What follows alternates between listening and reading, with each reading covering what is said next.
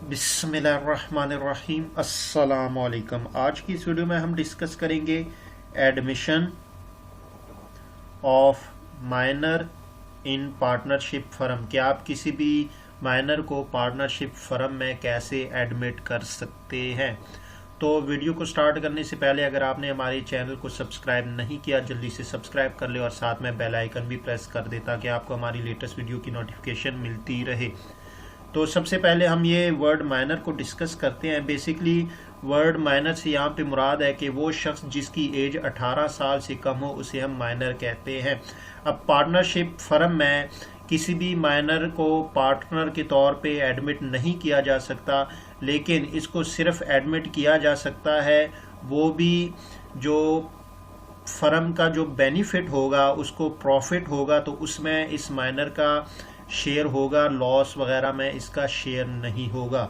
तो जब भी आप माइनर को किसी पार्टनरशिप फर्म में एडमिट करेंगे तो उसके लिए आपके पास ऐसे कौन से फैक्टर होने चाहिए या ऐसे कौन से पॉइंट्स होने चाहिए कि जिसको मद्देनज़र रखकर आप किसी भी माइनर को पार्टनरशिप फर्म में एडमिट कर सकें।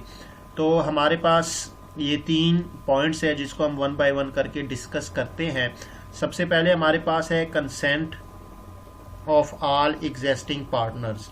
अब consent of all existing partner से यहाँ पे मुराद है कि पार्टनरशिप फर्म में जितने भी पार्टनर्स होंगे अगर उनकी मर्जी होगी तो आप किसी भी माइनर को पार्टनरशिप फर्म में एडमिट कर सकेंगे।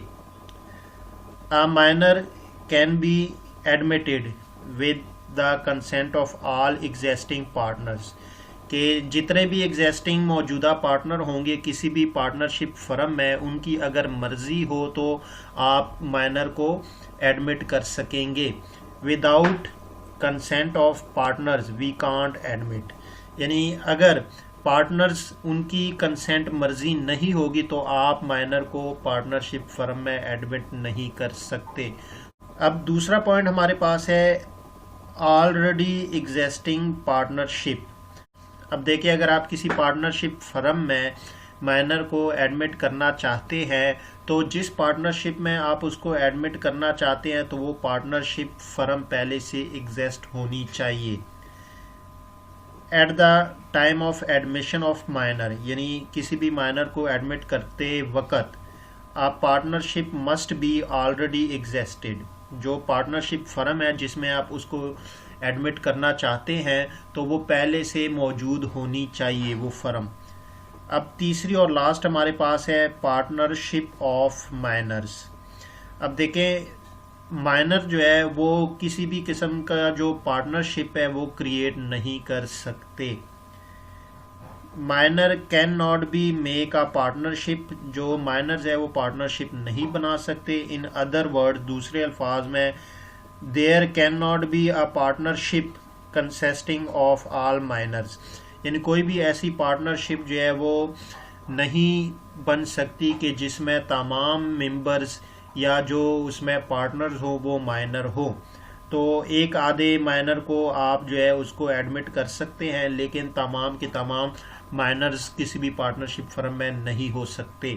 तो ये हमारे पास किसी भी माइनर को अगर आप पार्टनरशिप फर्म में एडमिट करना चाहते हैं तो ये उनके पॉइंट्स हैं। सबसे पहले हमारे पास consent of all existing partners के पार्टनरशिप फर्म में जितने भी मौजूदा पार्टनर्स होंगे अगर उनकी मर्जी होगी तो आप किसी भी माइनर को एडमिट कर सकेंगे। अब दूसरा पॉइंट हमारे पास है ऑलरेडी एग्जिस्टिंग पार्टनरशिप।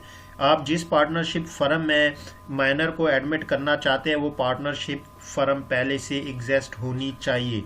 अब तीसरी और लास्ट जो हमारे पास है वो है पार्टनरशिप ऑफ माइनर। अब कोई भी पार्टनरशिप जो है वो उसके तमाम के तमाम जो मेंबर्स हों या पार्टनर्स हों वो माइनर नहीं हो सकते।